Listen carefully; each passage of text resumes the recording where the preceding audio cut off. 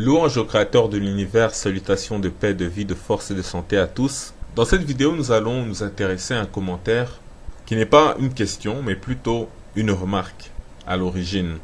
Mais on va aussi un peu s'intéresser à l'échange que va susciter cette remarque avant d'apporter une contribution à cette discussion qui, nous le pensons, a un intérêt aussi minime soit-il pour la culture générale et l'histoire de l'Afrique ou l'histoire du Niger qui veut dire la terre de Dieu. Le sujet est l'origine du nom Niger, qu'il s'agisse du fleuve ou du pays en question.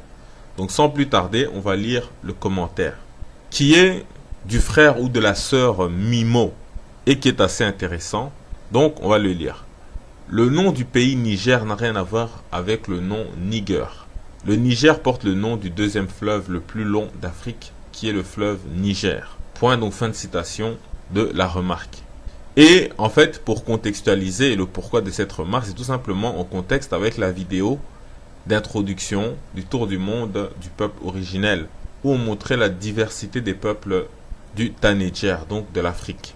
Et à un moment donné, on était en train de passer en revue des personnes originaires du Niger, et on avait fait la remarque que, pourtant, le Niger renvoie à Niger de nègre, etc. en latin. Et donc, c'est suite à ça que, dans les commentaires, on a eu cette remarque qui nous fait savoir que Niger n'a rien à voir avec le nom Niger. Ensuite, après ce commentaire, il y a une autre personne qui a répondu, qui se fait appeler Zanimal Oops, et qui a dit Mimo, Djoliba et pas Niger. Donc, cette autre personne dit que le nom du fleuve n'était pas à l'origine Niger, mais Djoliba. Ensuite, Mimo est revenu pour réagir, non seulement à la réponse, mais aussi en s'adressant à moi. Donc, on va lire. Zanimal Oops, je suis allé chercher des infos sur Google et j'ai découvert plein de choses que je ne savais pas sur le fleuve Niger. Je suis choqué de constater que notre éducation nationale, entre parenthèses étant de maman nigérienne, on ferme la parenthèse, est en carence. J'ai appelé quelques cousins et leur ai demandé le vrai nom du fleuve Niger. Aucun d'eux n'a pu donner une bonne réponse. Pourtant, ils sont tous nés, grandis au Niger. C'est grave et très grave. Merci de m'avoir pour tout ce travail que tu fais pour les Africains. Que Dieu te bénisse. Fin de citation donc de la réponse de Mimo. Déjà, on passe la paix à Mimo et à Zanimal Oops qui ont posté donc ces commentaires. Mais ce qui est intéressant ici, dans ces commentaires, c'est que la personne est venue faire une affirmation, une remarque. Ensuite, il y a eu un petit échange avec une autre personne. Et cette personne est allée faire des recherches, ensuite recueillir des informations pour finalement aller questionner des membres de sa famille sur le sujet du fleuve Niger. Mais force est de constater que même ses cousins qui ont grandi, qui sont nés, qui ont grandi en Afrique, ont été incapables de lui apporter des réponses concrètement. Et cette personne a raison de dire qu'il y a un sérieux problème du système d'éducation en Afrique. Déjà que lorsque on nous apprend des choses, c'est essentiellement le fruit de la pensée coloniale ou en tout cas la continuité de celle-ci. Mais alors, que dire de ce que l'on ne nous apprend pas? Mais il faut louer donc sa démarche de recherche. Car en effet, il y a beaucoup de choses à découvrir et il y a beaucoup de choses qui se racontent mais qui ne sont pas vraies. Et donc, j'en profite pour un peu plus approfondir sur ce sujet et pour bien montrer pourquoi tout semble indiquer que le fleuve Niger porte bel et bien ce nom en rapport avec la couleur noire des individus et non pas comme on peut le lire sur Wikipédia ou bien Jeune Afrique et ailleurs dans Google, à savoir que le fleuve Niger ou le nom Niger se rapporte au nom de ce fleuve dans la langue des Touaregs, c'est-à-dire le terme Ejerouen Nigerouen. Pour cela, on va d'abord aller dans Wikipédia qui nous dit « Il est tentant, avec un peu d'eurocentrisme, de faire du latin Niger, entre parenthèses noir, l'étymologie du fleuve.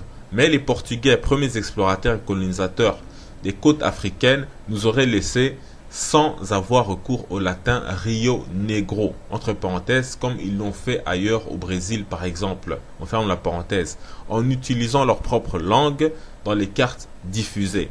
De plus, les eaux du fleuve ne sont pas noires, entre parenthèses, ce qui explique le plus souvent l'appellation de Rio Negro, on ferme la parenthèse. La tentation d'explication suivante serait de dire que le fleuve a été nommé ainsi pour le désigner comme le fleuve des Noirs. Elle ne tient pas non plus. 2 points. Aucune autre rivière africaine, asiatique ou américaine n'a pris le nom de la couleur du peuple qui en habite les rives. L'explication la plus probable est que les Portugais, comme ils le font pour le Sénégal, adoptent le nom local du fleuve, et l'étymologie la plus probable, si l'on retient cette hypothèse, est le touareg Guer en Gueren. Donc, entre parenthèses, fleuve des fleuves, abrégé en Guer ou Niger, et en usage le long des rives à Tombouctou. Il est utile, en soutien de l'étymologie d'origine berbère, de mentionner que la table de Peutinger mentionne un fleuve africain, le Flumen Guirin, fleuve Guirin, entre parenthèses. Bon, fin de citation de Wikipédia. Déjà, il nous faut dire que leur argumentation paraît crédible à première vue. Et il y a un article de Jeune Afrique qui abonde et qui va dans le même sens. Mais en étant un peu téméraire, on peut se dire que qu'il s'agisse de Guer, Ngueren, de Guirin, Guirine, Nger, Ngeroen, tout ce que vous voulez, en aucun cas ni le fleuve ni le pays Niger ne portent l'un de ces noms-là. Si le Niger, Guer ou Gueren ou autre était donc le nom de ce pays ou de ce fleuve, on serait d'accord. Mais ici, tout ce que l'on voit, c'est le mot Niger.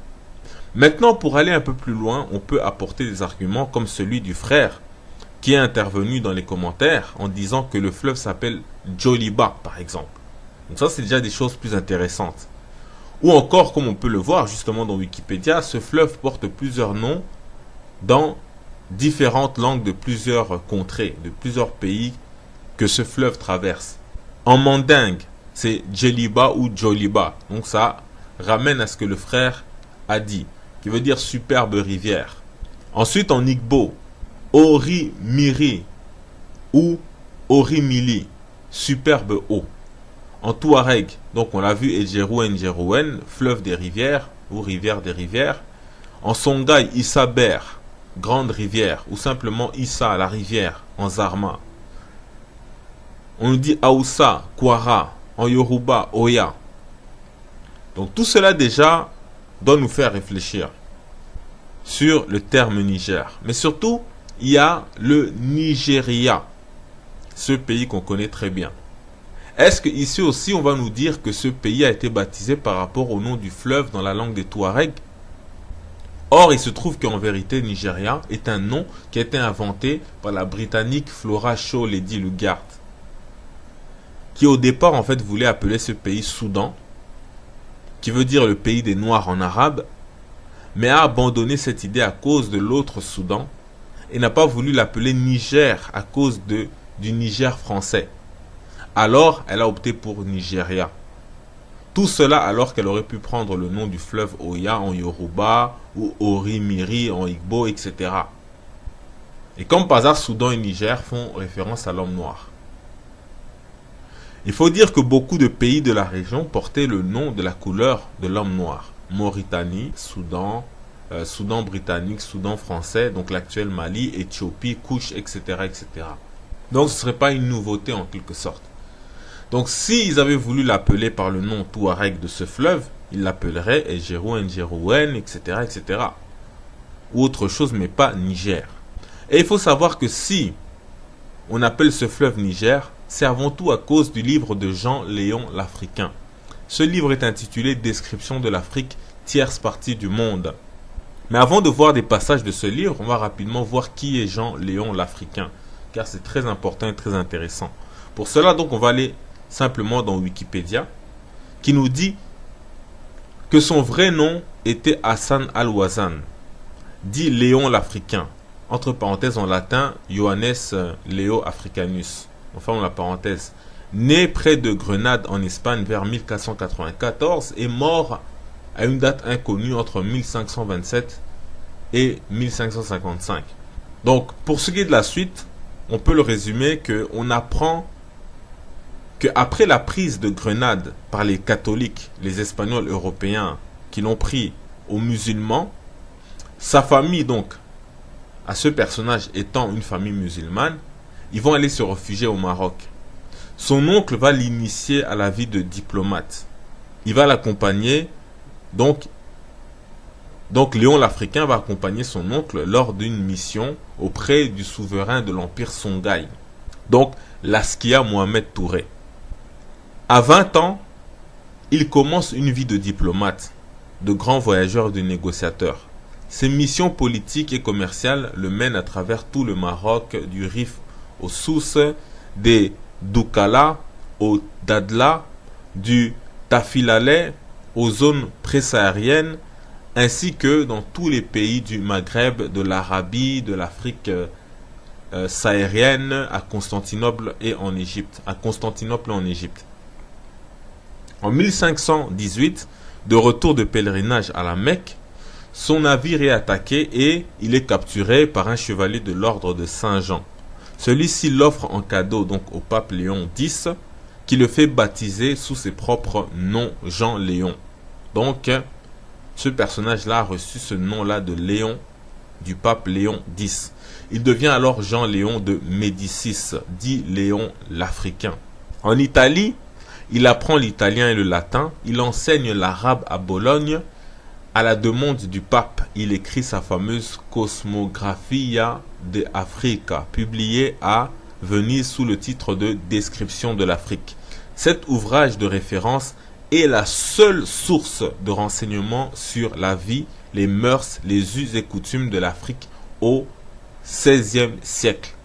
C'est en particulier grâce à ce livre que Tombouctou devient une ville mythique dans l'imaginaire européen. Il est ainsi l'inspirateur de René Caillé, parti à sa découverte. C'est aussi la Bible de tous les diplomates et explorateurs intéressés par l'Afrique. On répète, c'est aussi la Bible de tous les diplomates et explorateurs intéressés par l'Afrique. Fin de citation. Donc comme vous l'aurez compris, ce livre est un livre de référence. Il est devenu très précieux pour les Européens qui voulaient avoir des informations notamment géographiques sur l'Afrique ainsi que sur les mœurs, les coutumes et ainsi de suite. C'est donc dans ce livre que il a cartographié le fleuve Niger sous le nom de Niger que nous connaissons aujourd'hui. Et voici ce que il nous dit donc dans la partie du livre intitulée Guir. Donc le fameux Guir dont on a entendu parler. Guir est un fleuve qui prend son origine aux montagnes de l'Atlas et déverse la partie du Midi, descend par certains déserts, puis vient à sortir par une habitation qui s'appelle Beni Goumi, et de là passe en un désert au milieu duquel il se réduit en lac. Je vous ai déjà parlé au commencement de cette œuvre d'un fleuve que Ptolémée appelle Niger quand je suis venu à traiter de la division de l'Afrique. Point, fin de citation. Ainsi, Léon l'Africain nous apprend que il tient ce nom de Niger du géographe grec Claude Ptolémée qui a vécu entre le 1er et le 2e siècle après l'ère chrétienne en Égypte. Donc c'est-à-dire, il parle de quelqu'un qui a vécu près de 1500 ans avant lui. Pourtant, dans son livre, Léon l'Africain nous parle longuement des différents peuples qui habitent ces régions et de leurs coutumes. Mais nulle part il ne dit que le nom du fleuve Niger fait référence à la langue des Touaregs. Il dit simplement que c'est ainsi que Ptolémée nommait ce fleuve. Il faut aussi rappeler que les cartes de Ptolémée ont été perdues de la mémoire des Européens et ont été redécouvertes près de 1500 ans plus tard.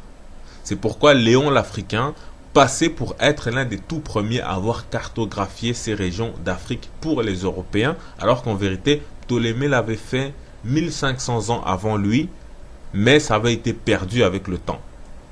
Mais en réalité aussi, Ptolémée n'était pas le premier à en parler. Quelques années avant lui, il y a eu Pline qui en avait déjà parlé. Il y a eu aussi le général romain Seton qui avait été envoyé en expédition aux environs d'un fleuve appelé Guir ou Niger. Mais le premier à en parler était le roi Djouba de Numidie. qui a vécu à l'époque du tout premier empereur romain, donc Auguste. Et donc la Numidie, c'est au nord de l'Afrique. Ok, c'est dans le Maghreb actuel. Et c'est grâce à toutes ces informations qu'on comprend mieux d'où vient le nom de Niger. Ici, je parle bien du pays Niger et du fleuve. Maintenant, tout ce que je veux dire, je vais l'appuyer par des textes qui vont apparaître à l'écran, mais qu'on ne va pas lire, sinon ça va être trop long. Il vous suffira donc d'appuyer sur pause et de lire, mais vous allez comprendre qu'en vérité, le fleuve Niger que nous connaissons aujourd'hui n'a rien à voir avec le Niger dont parlent à l'origine ces auteurs de l'Antiquité. En fait, le roi Djouba, qui a été fait prisonnier à Rome, a écrit le premier à propos d'un fleuve appelé Niger ou Gir, etc. Ce roi était un Phénicien, donc un noir, comme les Carthaginois et les Maures. Mais à l'origine, les Phéniciens viennent des régions de l'actuel Liban, selon les historiens occidentaux. Et ces régions vont être dominées par les Chaldéens. C'est ainsi que un auteur nous dit que Nigra, dans la langue des Chaldéens, était en rapport avec le mot fleuve, et Gir désignait le fleuve chez les Phéniciens, qui se sont plus tard installés au nord de l'Afrique, comme on le sait. Et ce nom est venu à la connaissance des Romains par le roi Djouba, qu'ils avaient capturé, qui est donc un Phénicien, mais de ceux qui se sont installés en Afrique, donc c'est leurs descendants. Et donc, comme on a dit, il avait été capturé, tout comme le sera 1500 ans plus tard Léon l'Africain, à qui ces mêmes Européens ont demandé à cet homme de faire le même travail qu'ils avaient déjà demandé à Djouba 1500 ans plus tôt, c'est-à-dire de leur décrire les régions de l'Afrique qu'ils ne connaissaient pas. C'est ainsi que nous connaissons le nom de Gir comme un fleuve qui prend sa source dans les montagnes de l'Atlas et qui disparaît dans le désert ou dans certains lacs. Et jusqu'à aujourd'hui, les Berbères conservent ce nom de Gir pour désigner un fleuve. Et plus tard, un général romain du nom de Seton va s'avancer avec son armée jusque dans cette région et il va confirmer donc l'existence de ce fleuve appelé Gir. Après lui, Pline va aussi en parler, non seulement sous le nom du fleuve Gir, mais aussi sous le nom de Niger. Mais c'est le géographe Ptolémée qui va apporter un éclairage sur la distinction à faire entre les deux. En fait, il s'agit de deux fleuves différents, mais qui prennent leur source presque au même endroit. Sauf que le Gir va de l'ouest au sud, tandis que le Niger va de l'est au sud-est, à travers le désert. Mais, il parle aussi d'un autre fleuve, dont il est persuadé que ce fleuve-là, et là, soyez très attentifs, il pense que ce fleuve-là est relié au Nil de l'Égypte. Comme on vous dit à cette époque-là, il ne connaissait pas bien l'Afrique. Et donc, il croit que ce fleuve provient de la source du Nil. En vérité, cet autre fleuve n'est autre que le fleuve Niger actuel que nous connaissons. Il faut savoir que, à cette époque, donc, personne ne connaît réellement les vraies sources du Nil, et même pas la partie qui traverse tout le Soudan actuel. Donc, on croyait que le Niger rejoignait le Nil. C'est pourquoi, après les Grecs, les Arabes et plus tard les Européens de la fin du Moyen-Âge étaient bloqués dans cette logique erronée, au point d'appeler l'actuel fleuve Niger le Nil des Noirs, le Nil des Noirs, ou des Negretti, voire le Nil des Nègres, tout simplement. Car la région était appelée Soudan, c'est-à-dire le pays des Noirs. Et comme on a dit, les Européens ont découvert les cartes de Ptolémée presque 1500 ans plus tard. Du coup, lorsqu'ils ont vu le mot Niger, ils ont immédiatement fait le lien avec le fleuve Niger actuel et la noirceur du mot Niger en latin. Donc ils ont fait le lien entre les deux. Donc pour eux, le mot Niger était en rapport avec le mot nègre pour désigner les Noirs, comme les Arabes appelaient cette région, en tout cas ceux qui ont pris la suite des Arabes au fil des siècles et qui sont appropriés l'identité arabe. Alors qu'en vérité, comme on l'a dit, le géographe Ptolémée ne parlait pas du même fleuve que le Niger actuel. Ptolémée parlait du Guir et du Niger, donc deux fleuves qui ont presque la même source, qui se trouvent dans les montagnes de l'Atlas vers le Maroc, l'Algérie, etc. Et qui traversent une partie du désert du Sahara. Pour illustrer cela, on va lire rapidement quelques textes intéressants à ce sujet. Le premier est de Louis Vivien de Saint-Martin, donc géographe français du 19e siècle, dans un article intitulé « Sur le Guir et le Niger des anciens en Afrique ». Après avoir mentionné en fait les fleuves Guir et le Niger des auteurs de l'Antiquité comme Djouba, Pline et le géographe Ptolémée, donc Louis Vivien de Saint-Martin nous dit du Niger: une tradition légendaire faisait de cette rivière la tête du Nil. Une tradition légendaire faisait de cette rivière la tête du Nil de l'Égypte. Donc ici, on parle du fleuve Niger de l'Afrique de l'Ouest. On ne parle pas de celui des Marocains, etc., dont parle Ptolémée. Ici, on parle du fleuve Niger actuel. Plus loin donc, Vivien de Saint-Martin ajoute: cependant, par une des plus étranges aberrations qui se soit produite dans la géographie critique, des hommes éminents dans la science ont cherché tout récemment encore le Niger ou Niger de Ptolémée, non au pied du massif de l'Atlas, mais de l'autre côté du grand désert, au cœur même de la Nigricie. Vous entendez ça?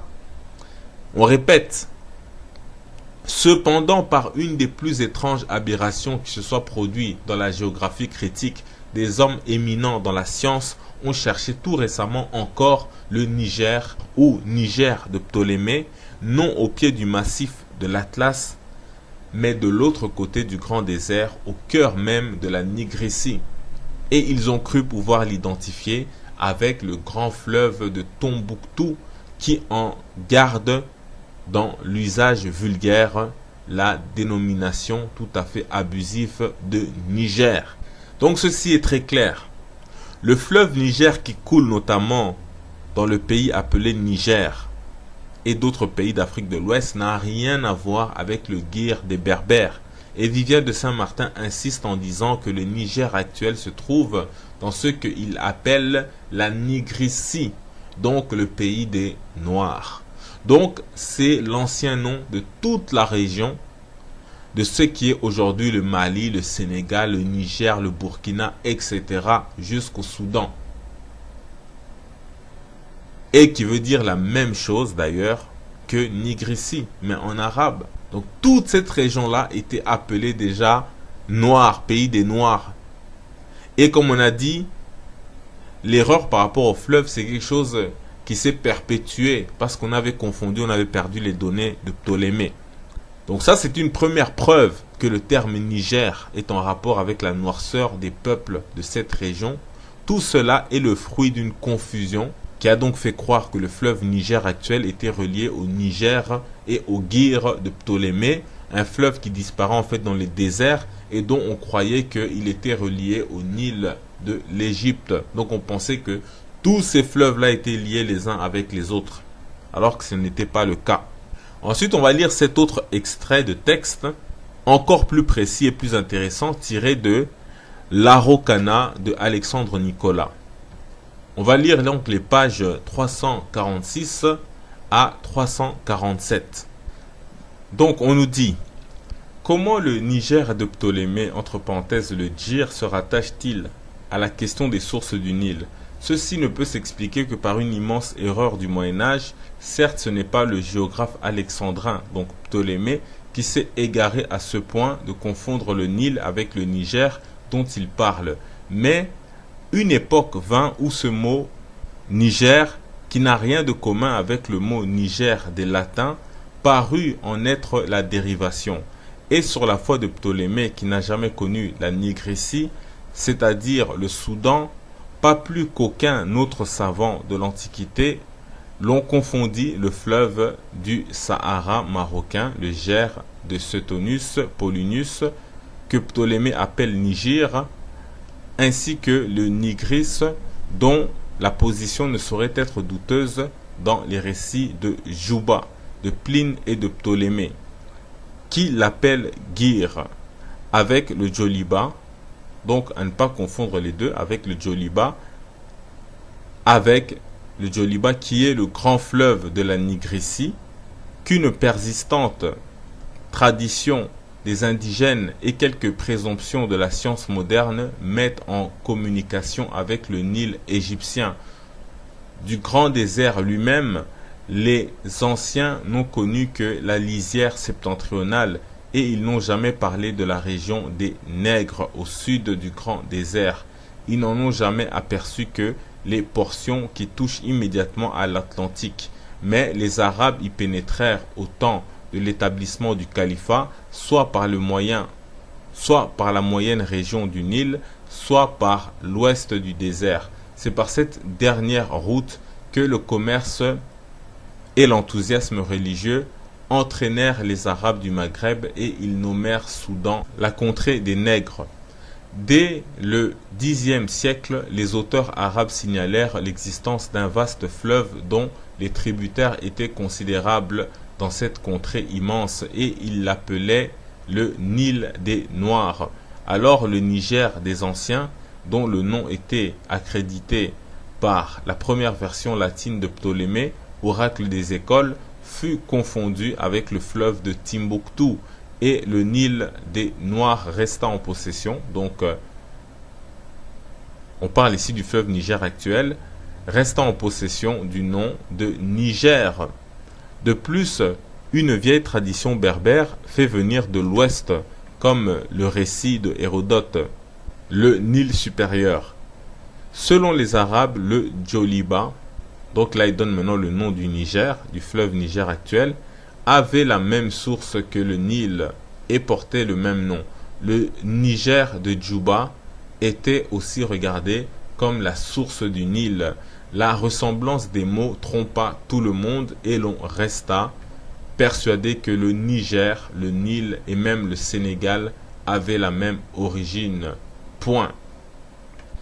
Donc je crois que tout est dit. En conclusion, on a vu que le fleuve Niger actuel ainsi que le pays qui porte le même nom ont ainsi été nommés par les Occidentaux en rapport avec la noirceur des habitants sur la base d'une confusion généralisée, mais au final, cela répondait aux besoins racialistes, voire racistes, des Européens de l'époque.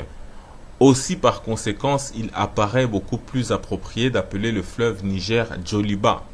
L'intérêt de ce sujet par rapport à ce commentaire est que il m'a poussé à faire des recherches plus approfondies à la base, car à la base, j'étais simplement persuadé que le Niger était bel et bien en rapport avec la noirceur de la peau de ses habitants, mais c'était sur base d'une simple intuition, au vu de la signification latine de ce mot, et aussi du fait que je savais que la région était appelée Soudan, qui veut dire le pays des Noirs.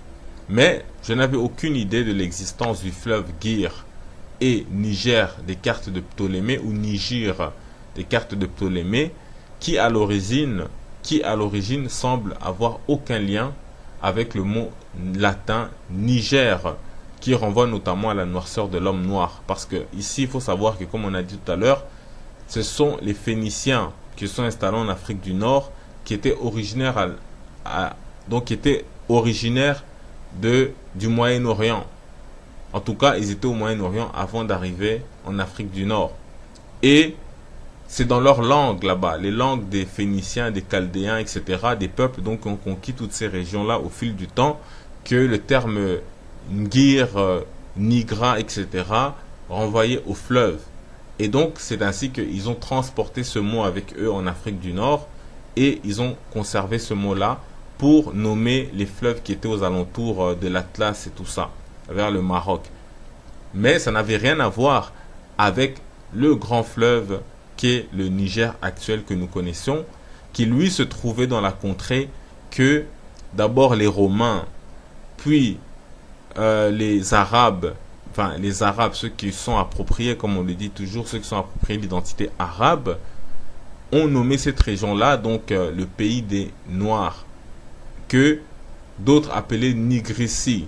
Donc, tout cela a fait en sorte que lorsqu'ils ont commencé à avoir tous ces termes Niger, Nigrissi, c'est comme ça que dans toute cette confusion-là, on a pensé qu'il s'agissait en fait d'un même fleuve qui allait jusqu'en Égypte, donc jusqu'au Nil égyptien. Donc, eux, ils ont appelé le fleuve Niger actuel en fonction du fait que ça se trouvait dans la Nigrissi, donc dans le pays des Noirs, donc dans le Soudan. Donc parce que toute cette région-là était appelée Soudan, pays des Noirs. Donc ils ne connaissaient rien de l'Afrique, ils ne connaissaient même pas l'Afrique centrale, etc. Ils ne l'avaient pas exploré, mais cette région-là, pour eux, c'était le pays des Noirs. Donc du coup, ils ont appelé le pays Niger en fonction de cela et le fleuve Niger en fonction de cela, mais aussi le Nigeria, etc. Donc c'est bien en rapport avec la noirceur de l'homme noir. Donc encore une fois, si nous Africains, nous voulons désigner le fleuve Niger actuel, donc la meilleure chose serait de l'appeler selon notre propre paradigme, mais non selon le paradigme des Européens. Car les noms ont une puissance spirituelle d'appartenance. Pour ma part, donc je vais commencer à appeler ce fleuve Djoliba, ou bien tous les termes que nous connaissons dans nos langues africaines, mais en tout cas, le nom Niger n'a rien à voir. Ça répondait à des besoins du système raciste de l'époque et par rapport à la confusion et à l'ignorance de la géographie des lieux. Donc cette vidéo s'achève. Paix, vie, force et santé en salutation.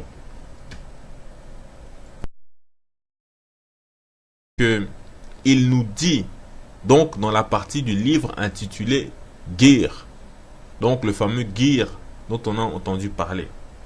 Gir est un fleuve qui prend son origine aux montagnes de l'Atlas et déverse la partie du Midi, descend par certains déserts, puis vient à sortir par une habitation qui s'appelle Beni Goumi, et de là passe en un désert au milieu duquel il se réduit en lac. Je vous ai déjà parlé au commencement de cette œuvre d'un fleuve que Ptolémée appelle Niger, quand je suis venu à traiter de la division de l'Afrique. Point, fin de citation. Ainsi, Léon l'Africain nous apprend que il tient ce nom de Niger du géographe grec Claude Ptolémée, qui a vécu entre le 1er et le 2e siècle après l'ère chrétienne en Égypte. Donc, c'est-à-dire, il parle de quelqu'un qui a vécu près de 1500 ans avant lui. Pourtant, dans son livre, Léon l'Africain nous parle longuement des différents peuples qui habitent ces régions et de leurs coutumes. Mais nulle part il ne dit que le nom du fleuve Niger fait référence à la langue des Touaregs. Il dit simplement que c'est ainsi que Ptolémée nommait ce fleuve. Il faut aussi rappeler que les cartes de Ptolémée ont été perdues de la mémoire des Européens et ont été redécouvertes près de 1500 ans plus tard. C'est pourquoi Léon l'Africain passait pour être l'un des tout premiers à avoir cartographié ces régions d'Afrique pour les Européens, alors qu'en vérité, Ptolémée l'avait fait 1500 ans avant lui, mais ça avait été perdu avec le temps. Mais en réalité aussi, Ptolémée n'était pas le premier à en parler. Quelques années avant lui, il y a eu Pline qui en avait déjà parlé. Il y a eu aussi le général romain Seton qui avait été envoyé en expédition aux environs d'un fleuve appelé Gir ou Niger. Mais le premier à en parler était le roi Djouba de Numidie, qui a vécu à l'époque du tout premier empereur romain, donc Auguste. Et donc la Numidie, c'est au nord de l'Afrique. Okay, c'est dans le Maghreb actuel. Et c'est grâce à toutes ces informations qu'on comprend mieux d'où vient le nom de Niger. Ici, je parle bien du pays Niger et du fleuve. Maintenant, tout ce que je veux dire, je vais l'appuyer par des textes qui vont apparaître à l'écran, mais qu'on ne va pas lire, sinon ça va être trop long. Il vous suffira donc d'appuyer sur pause et de lire, mais vous allez comprendre qu'en vérité, le fleuve Niger que nous connaissons aujourd'hui n'a rien à voir avec le Niger dont parlent à l'origine ces auteurs de l'Antiquité. En fait, le roi Djouba, qui a été fait prisonnier à Rome, a écrit le premier. Vrai nom était Hassan al-Wazan, dit Léon l'Africain. Entre parenthèses en latin, Johannes Leo Africanus. On ferme la parenthèse. Né près de Grenade en Espagne vers 1494 et mort à une date inconnue entre 1527 et 1555.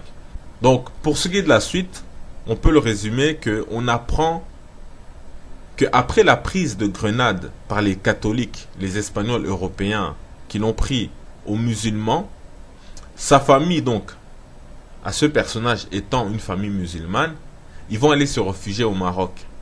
Son oncle va l'initier à la vie de diplomate. Il va l'accompagner, donc Léon l'Africain va accompagner son oncle lors d'une mission auprès du souverain de l'Empire Songhai, donc Laskia Mohamed Touré.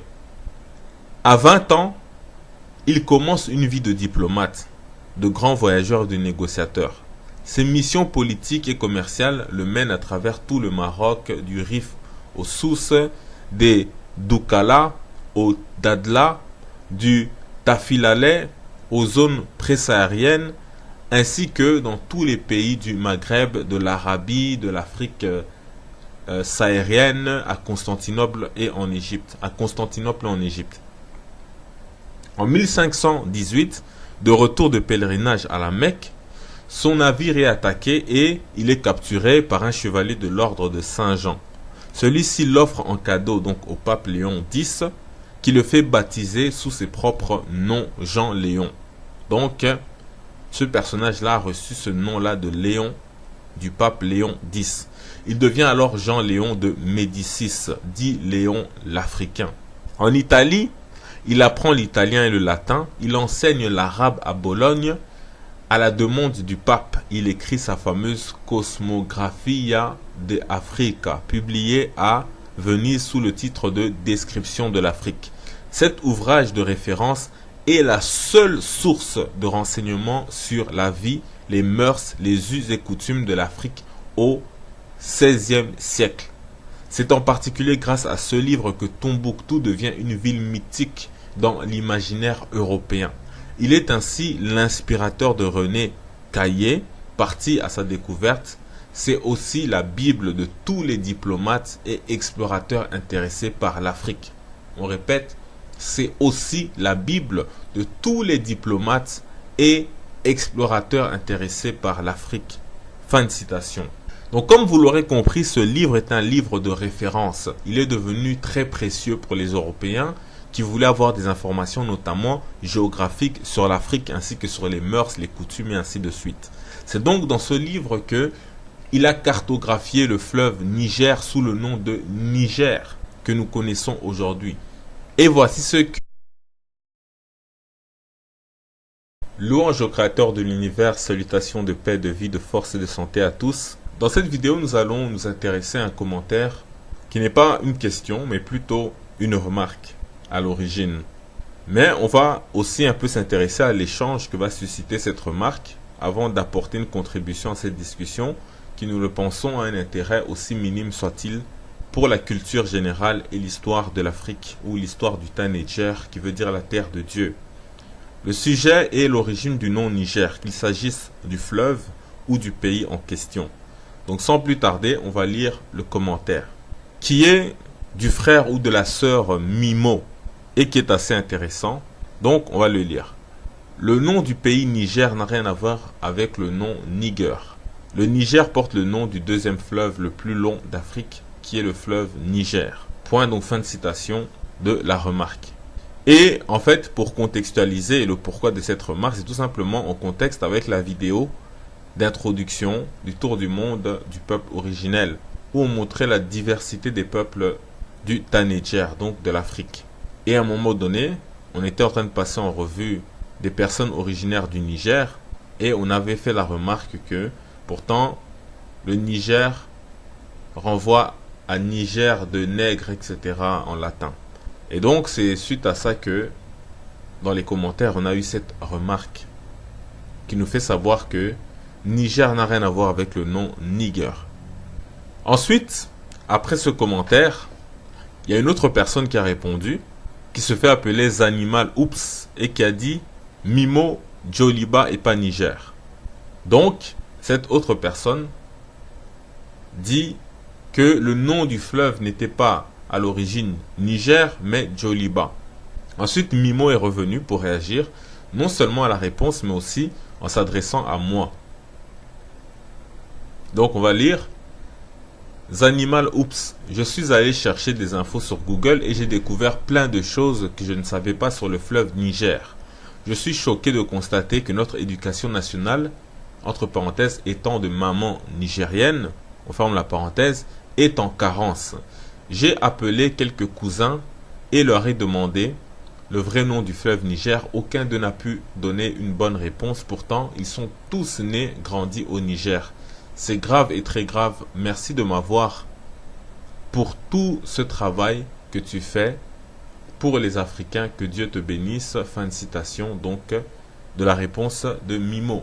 Déjà, on passe la paix à Mimo et à Zanimal Oops qui ont posté donc ces commentaires. Mais ce qui est intéressant ici dans ces commentaires, c'est que la personne est venue faire une affirmation, une remarque. Ensuite, il y a eu un petit échange avec une autre personne et cette personne est allée faire des recherches, ensuite recueillir des informations pour finalement aller questionner des membres de sa famille sur le sujet du fleuve Niger.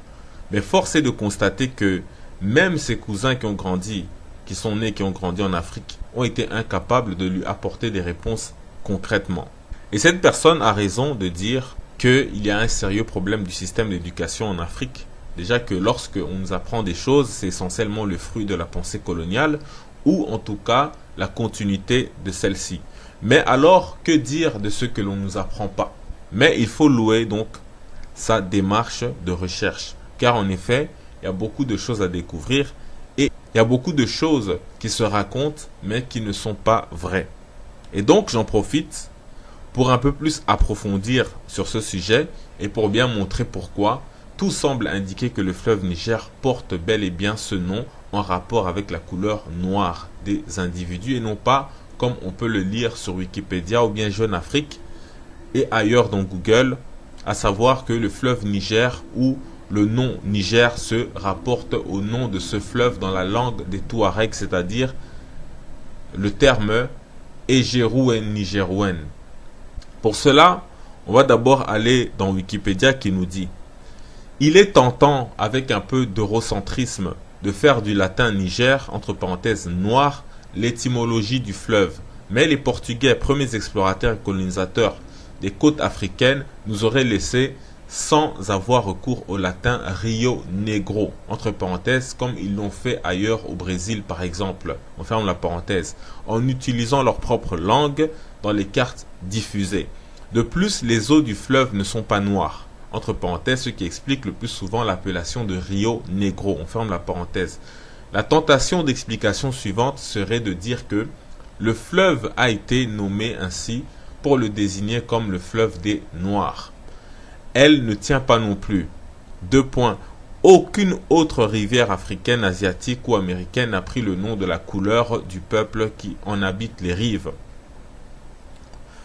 L'explication la plus probable est que les Portugais, comme ils le font pour le Sénégal, adoptent le nom local du fleuve et l'étymologie la plus probable, si l'on retient cette hypothèse, est le Touareg Guer en Gueren.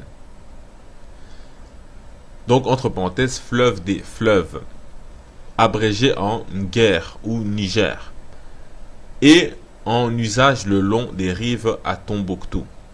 Il est utile, en soutien de l'étymologie d'origine berbère, de mentionner que la table de Peutinger mentionne un fleuve africain, le Flumen Guirin, fleuve Guirin, entre parenthèses. Bon, fin de citation de Wikipédia. Déjà, il nous faut dire que leur argumentation paraît crédible à première vue. Et il y a un article de Jeune Afrique qui abonde et qui va dans le même sens. Mais en étant un peu téméraire, on peut se dire que qu'il s'agisse de Guer, Ngueren, de Guirin, Guirine, Nger, Ngeroen, tout ce que vous voulez, En aucun cas, ni le fleuve, ni le pays Niger ne portent l'un de ces noms-là. Si le Niger, Guerre ou Gueren ou autre, était donc le nom de ce pays ou de ce fleuve, on serait d'accord. Mais ici, tout ce que l'on voit, c'est le mot Niger. Maintenant, pour aller un peu plus loin, on peut apporter des arguments comme celui du frère, qui est intervenu dans les commentaires en disant que le fleuve s'appelle Djoliba, par exemple. Donc ça, c'est déjà des choses plus intéressantes. Ou encore, comme on peut le voir justement dans Wikipédia, ce fleuve porte plusieurs noms dans différentes langues de plusieurs contrées, de plusieurs pays que ce fleuve traverse. En mandingue, c'est Djeliba ou Djoliba. Donc ça ramène à ce que le frère a dit, qui veut dire superbe rivière.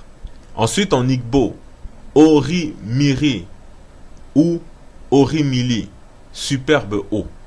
En Touareg, donc on l'a vu, Edjerouen, fleuve des rivières ou rivière des rivières. En Songhai, Issaber, grande rivière, ou simplement Issa, la rivière, en Zarma. On nous dit Aoussa, Kwara, en Yoruba, Oya. Donc tout cela déjà doit nous faire réfléchir sur le terme Niger. Mais surtout, il y a le Nigeria, ce pays qu'on connaît très bien. Est-ce qu'ici aussi on va nous dire que ce pays a été baptisé par rapport au nom du fleuve dans la langue des Touaregs? Or, il se trouve qu'en vérité, Nigeria est un nom qui a été inventé par la Britannique Flora Shaw Lady Lugard, qui au départ en fait voulait appeler ce pays Soudan, qui veut dire le pays des Noirs en arabe, mais a abandonné cette idée à cause de l'autre Soudan et n'a pas voulu l'appeler Niger à cause du Niger français. Alors, elle a opté pour Nigeria. Tout cela alors qu'elle aurait pu prendre le nom du fleuve Oya en Yoruba ou Orimiri en Igbo, etc. Et comme par hasard, Soudan et Niger font référence à l'homme noir. Il faut dire que beaucoup de pays de la région portaient le nom de la couleur de l'homme noir. Mauritanie, Soudan, Soudan britannique, Soudan français, donc l'actuel Mali, Éthiopie, Kouch, etc., etc. Donc ce ne serait pas une nouveauté en quelque sorte. Donc s'ils avaient voulu l'appeler par le nom Touareg de ce fleuve, ils l'appelleraient Edjerouen, etc., etc. Ou autre chose, mais pas Niger. Et il faut savoir que si on appelle ce fleuve Niger, c'est avant tout à cause du livre de Jean Léon l'Africain. Ce livre est intitulé Description de l'Afrique, tierce partie du monde. Mais avant de voir des passages de ce livre, on va rapidement voir qui est Jean Léon l'Africain, car c'est très important et très intéressant. Pour cela, donc, on va aller simplement dans Wikipédia, qui nous dit que son